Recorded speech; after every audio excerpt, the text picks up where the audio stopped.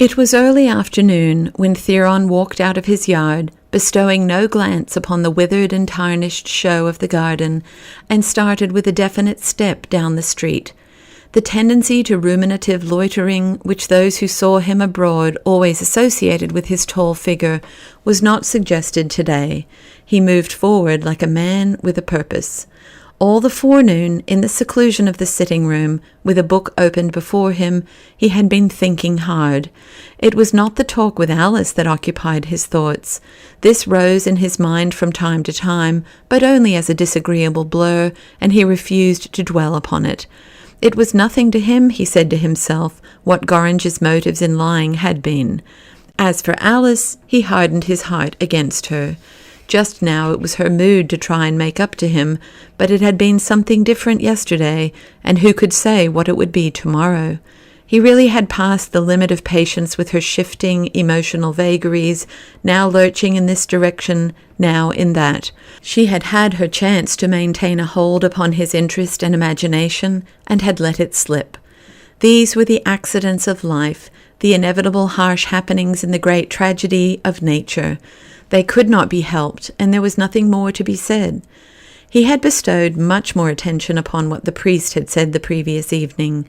He passed in review all the glowing tributes Father Forbes had paid to Celia. They warmed his senses as he recalled them, but they also, in a curious, indefinite way, caused him uneasiness. There had been a personal fervour about them which was something more than priestly. He remembered how the priest had turned pale and faltered when the question whether Celia would escape the common doom of her family came up. It was not a merely pastoral agitation, that he felt sure. 100 obscure hints, doubts, stray little suspicions crowded upward together in his thoughts. It became apparent to him now that, from the outset, he had been conscious of something queer. Yes, from that very first day when he saw the priest and Celia together and noted their glance of recognition inside the house of death.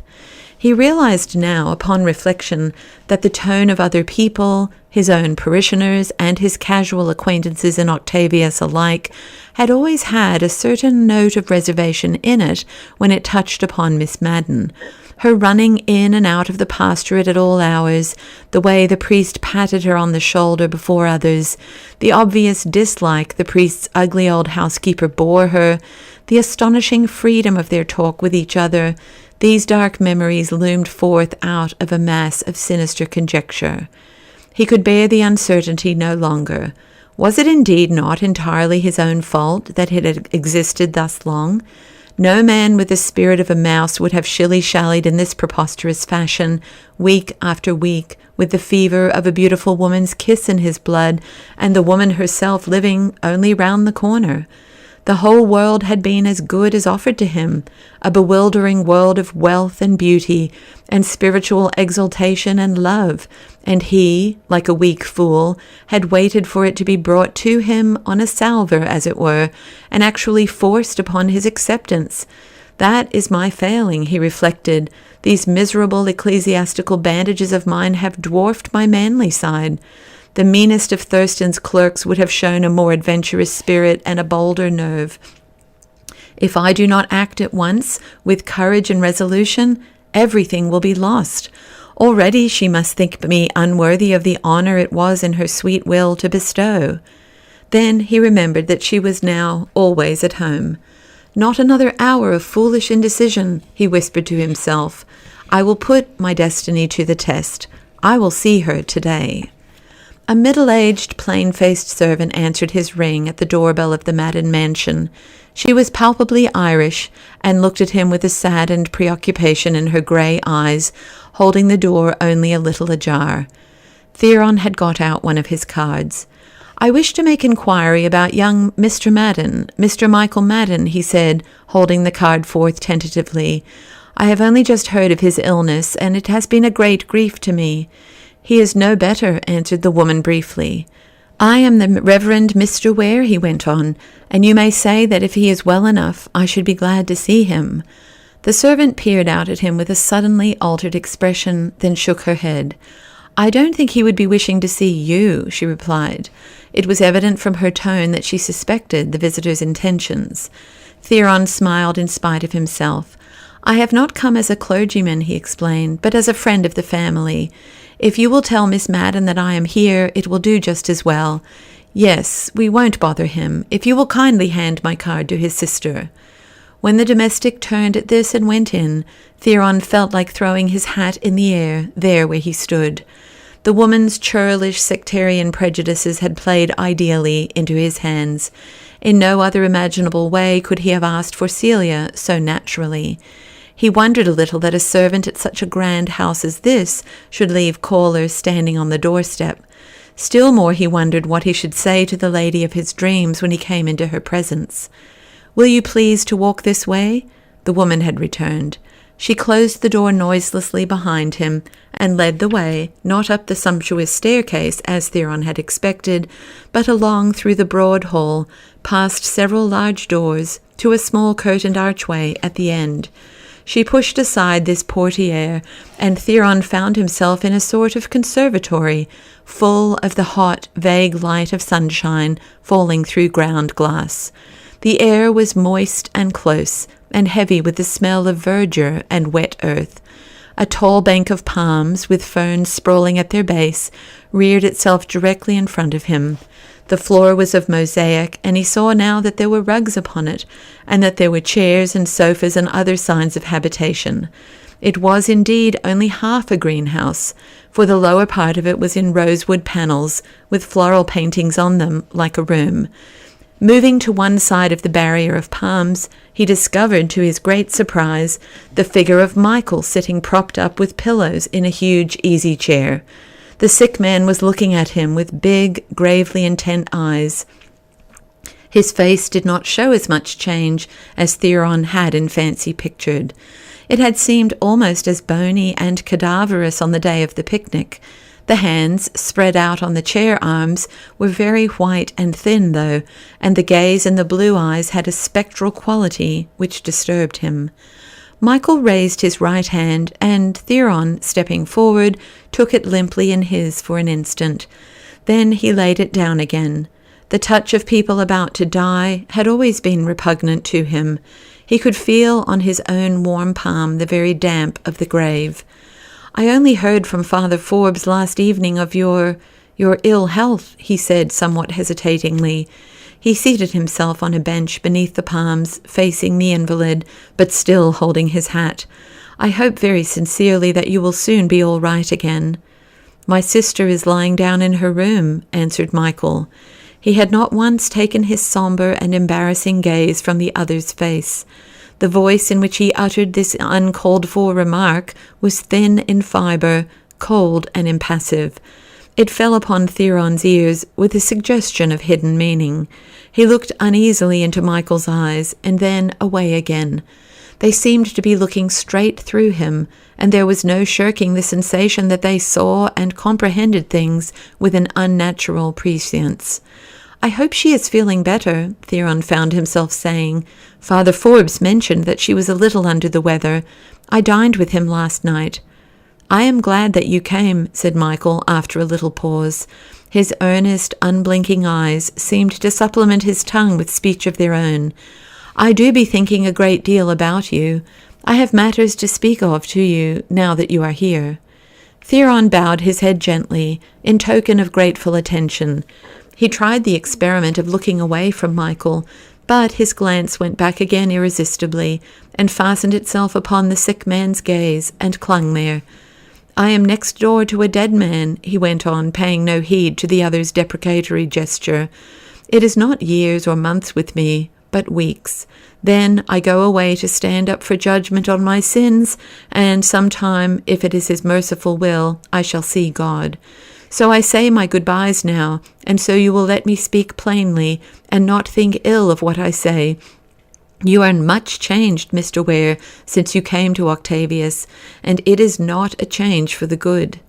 Theron lifted his brows in unaffected surprise, and put inquiry into his glance. "I don't know if Protestants will be saved in God's good time or not," continued Michael.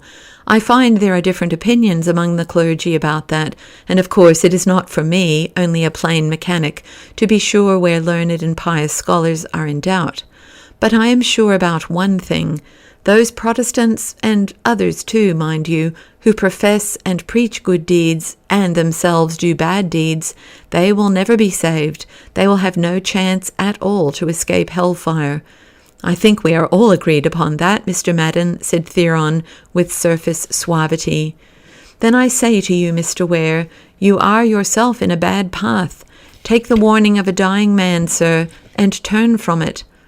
The impulse to smile tugged at Theron's facial muscles. This was really too droll. He looked up at the ceiling, the while he forced his countenance into a polite composure, then turned again to Michael with some conciliatory commonplace ready for utterance. But he said nothing, and all suggestion of levity left his mind under the searching inspection bent upon him by the young man's hollow eyes. What did Michael suspect? What did he know? What was he hinting at in this strange talk of his? I saw you often on the street when first you came here, continued Michael. I knew the man who was here before you, that is, by sight, and he was not a good man. But your face, when you came, pleased me. I liked to look at you. I was tormented just then, do you see, that so many decent, kindly people, old schoolmates and friends and neighbors of mine, and for that matter, others all over the country, must lose their souls because they were Protestants. All my boyhood and young manhood, that thought took the joy out of me. Sometimes I usedn't to sleep a whole night long for thinking that some lad I had been playing with, perhaps in his own house that very day, would be taken when he died, and his mother too when she died, and thrown into the flames of hell for all eternity. It made me so unhappy that finally I wouldn't go to any Protestant boy's house and have his mother be nice to me and give me cake and apples, and me thinking all the while that they were bound to be damned no matter how good they were to me. The primitive humanity of this touched Theron, and he nodded approbation with a tender smile in his eyes, forgetting for the moment that a personal application of the monologue had been hinted at. But then, later, as I grew up, the sick man went on, I learned that it was not altogether certain. Some of the authorities, I found, maintained that it was doubtful, and some said openly that there must be salvation possible for good people who lived in ignorance of the truth through no fault of their own. Then I had hope one day and no hope the next, and as I did my work, I thought it over, and in the evenings my father and I talked it over, and we settled nothing of it at all. Of course, how could we? Did you ever discuss the question with your sister? It occurred suddenly to Theron to interpose. He was conscious of some daring in doing so, and he fancied that Michael's drawn face clouded a little at his words. My sister is no theologian, he answered briefly. Women have no call to meddle with such matters. But I was saying, it was in the middle of these doubtings of mine that you came here to Octavius, and I noticed you on the streets. And once, in the evening, I made no secret of it to my people, I sat in the back of your church and heard you preach. As I say, I liked you. It was your face and what I thought it showed of the man underneath that helped settle my mind more than anything else. I said to myself, here is a young man, only about my age, and he has education and talents, and he does not seek to make money for himself or a great name, but he is content to live humbly on the salary of a bookkeeper and devote all his time to prayer and the meditation of his religion and preaching and visiting the sick and the poor and comforting them. His very face is a pleasure and a help for those in suffering and trouble to look at. The mere sight of it makes one believe in pure thoughts and merciful deeds. I will not credit it that God intends damning such a man as that, or any like him. Theron bowed with a slow, hesitating gravity of manner, and deep, not wholly complacent, attention on his face. Evidently all this was by way of preparation for something unpleasant. That was only last spring, said Michael. His tired voice sank for a sentence or two into a meditative half-whisper. And it was my last spring of all. I shall not be growing weak any more, or drawing hard breaths when the first warm weather comes.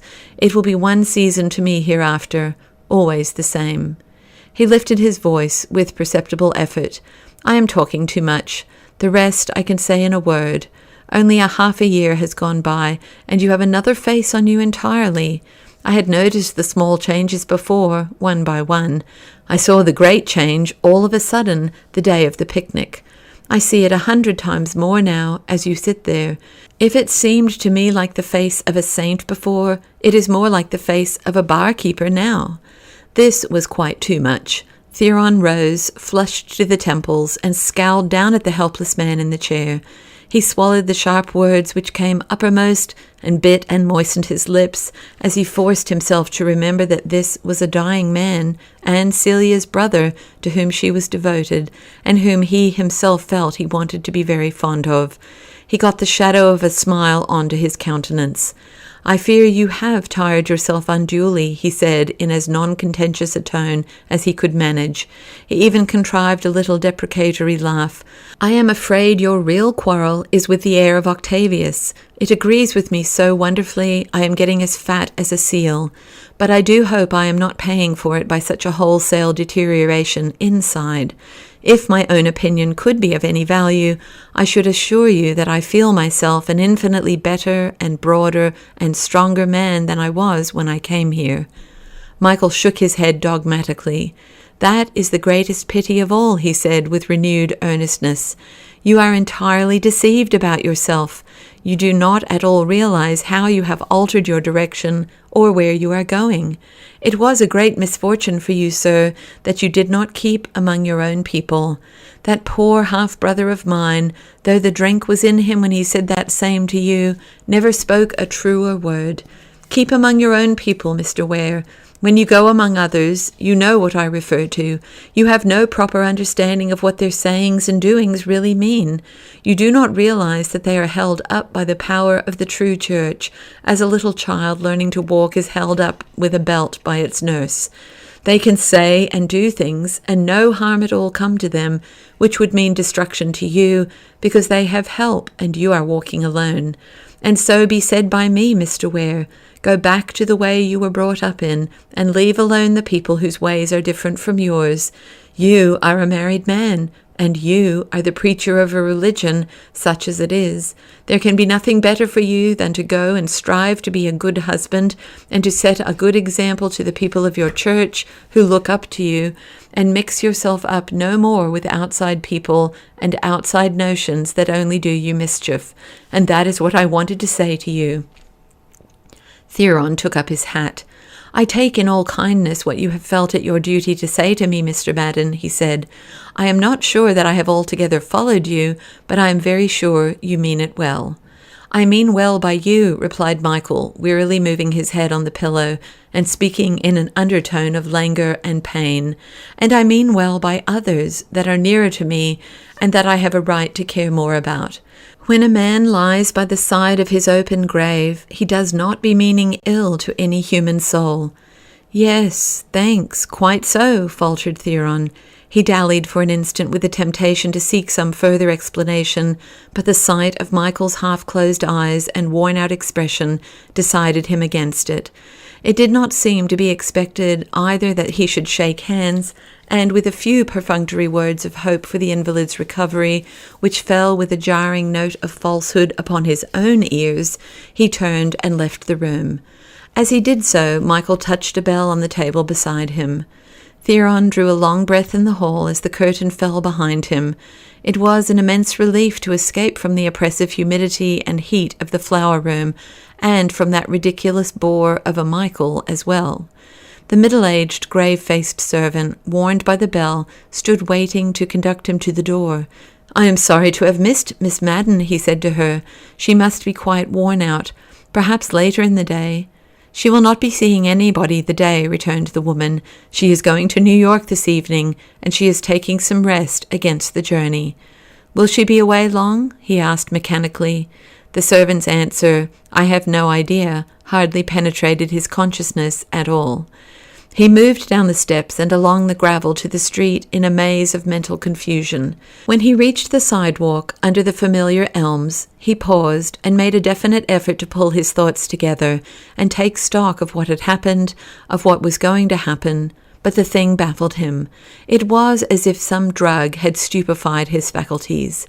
He began to walk and gradually saw that what his mind stumbled at was the fact of Celia's departure for New York that evening. He stared at this fact, at first in its nakedness, then clothed with reassuring suggestions that this was no doubt a trip she very often made. There was a blind sense of comfort in this idea, and he rested himself upon it. Yes, of course, she traveled a great deal. New York must be as familiar to her as Octavius was to him. Her going there now was quite a matter of course, the most natural thing in the world.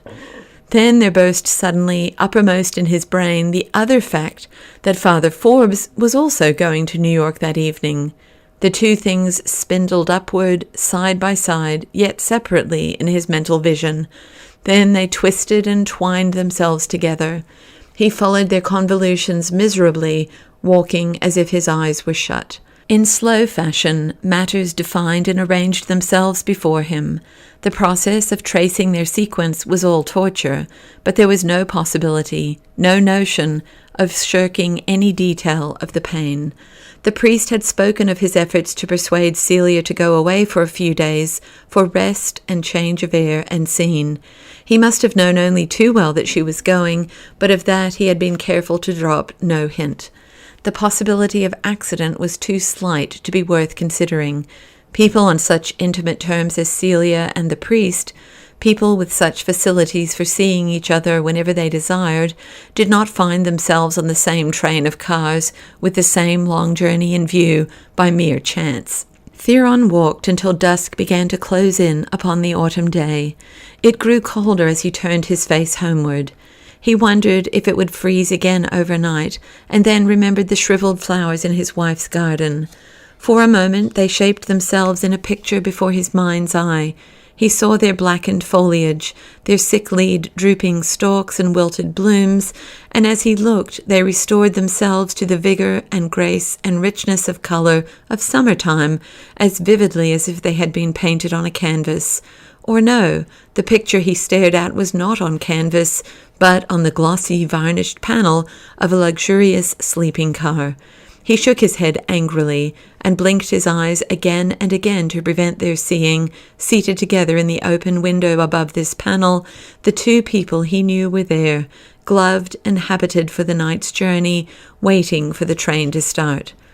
Very much to my surprise, he found himself saying to Alice, watching her nervously as she laid the supper table, I find I must go to Albany tonight. That is, it isn't absolutely necessary for that matter, but I think it may easily turn out to be greatly to my advantage to go. Something has arisen. I can't speak about it as yet, but the sooner I see the bishop about it, the better.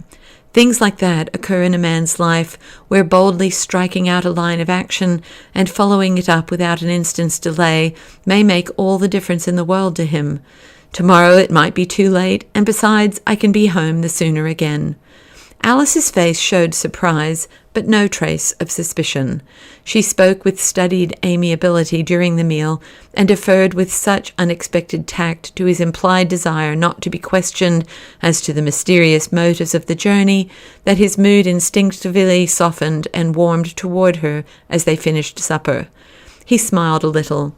I do hope I shan't have to go on tomorrow to New York, but these bishops of ours are such gadabouts, one never knows where to catch them. As like or not, Sanderson may be down in New York on book concern business or something, and if he is, I shall have to chase him up.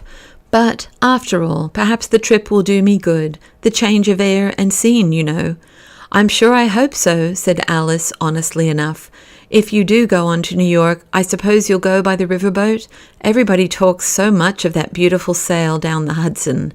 That's an idea, exclaimed Theron, welcoming it with enthusiasm.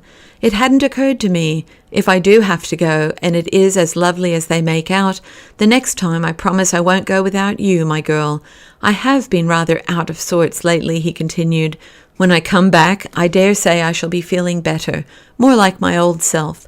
Then I'm going to try, Alice, to be nicer to you than I have been of late. I'm afraid there was only too much truth in what you said this morning. Never mind what I said this morning, or any other time, broke in Alice softly. Don't ever remember it again, Theron. If only...